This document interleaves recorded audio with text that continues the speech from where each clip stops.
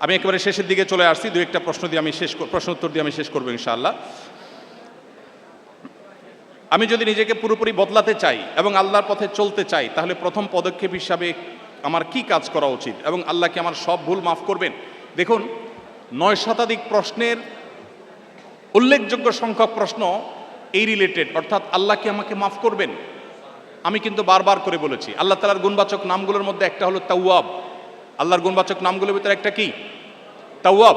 তাওয়াব শব্দের অর্থ হলো যিনি বারবার বান্দার গুনাহ মাফ করেন। অতএব একজন মানুষ, একজন মুসলমান, তিনি আল্লাহর কাছে তওবা করে ফিরে আসবেন এবং আল্লাহর কাছে ক্ষমা চাইবেন, এটাতে আল্লাহ তাআলা খুশি হন, আল্লাহ পছন্দ করেন এবং ভালোবাসেন। অতএব আপনি আপনার জীবনকে যদি পরিবর্তন করতে চান, প্রথম কাজ হবে তওবা করা, যে আপনি ট্র্যাক চেঞ্জ করবেন, রুট পরিবর্তন করবেন, জাহান্নাম থেকে জান্নাতের পথে আসবেন, কোরআন এবং হাদিসের পথে আসবেন।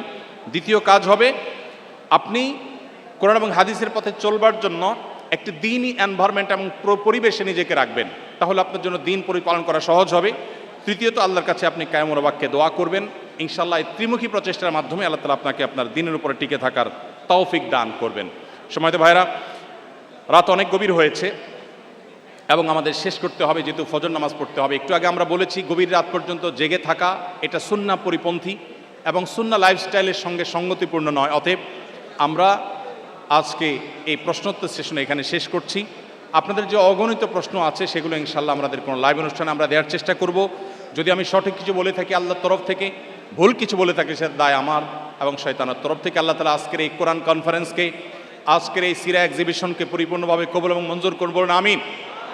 এবং এর সাথে যারা জড়িত আছেন, মাননীয় ভিসি মহোদয় সহ কর্তৃপক্ষ যারা এটাকে বাস্তবায়ন করবার জন্য অক্লান্ত পরিশ্রম করেছেন, অনুমোদন দিয়েছেন, যারা যেভাবে অংশগ্রহণ করেছেন, আমরা আরশে আজিমের মালিকের কাছে দোয়া করি আল্লাহ তাআলা সবাইকে এর জন্য সর্বোত্তম বিনিময় দান করুন।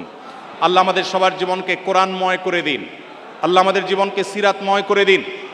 আল্লাহ রাব্বুল আলামিন আজকের এই এনএসইউ ক্যাম্পাসে যেভাবে আমরা সমবেত হয়েছি, ঠিক এইভাবে জান্নাতুল ফেরদাউসে সবাইকে সমবেত হওয়ার তৌফিক দান করুন। জাযাকুমুল্লাহ খাইর ওয়া আখিরু দাওয়ানা আলহামদুলিল্লাহি রাব্বিল আলামিন।